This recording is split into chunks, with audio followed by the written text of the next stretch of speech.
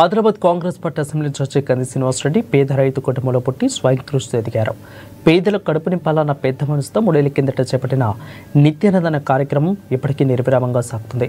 America నుండి ఆదిలాబాద్కు వచ్చిన తర్వాత కేఎస్ఆర్ ఫౌండేషన్ స్థాపించి దాని ద్వారా అనేక సేవా కార్యక్రమాలు కొనసాగిస్తున్నారు.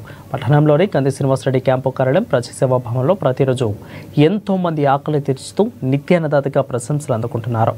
అన్నదానంలోకి ఆకలి తీర్చే అన్నదానం గొప్పదన్న ఆలోచనతో ఇంత మంచి కార్యక్రమాన్ని కొనసాగిస్తున్నారు.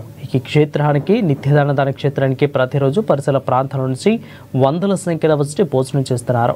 ఒక మంచి ఇలాంటి ఆలోచనతో ఇలాంటి కార్యక్రమాన్ని నిర్వహించడం అభినందనీయమని కంది శ్రీనివాసరెడ్డిని జిల్లా ప్రజలు నిండు మనసుతో అభినందిస్తున్నారు.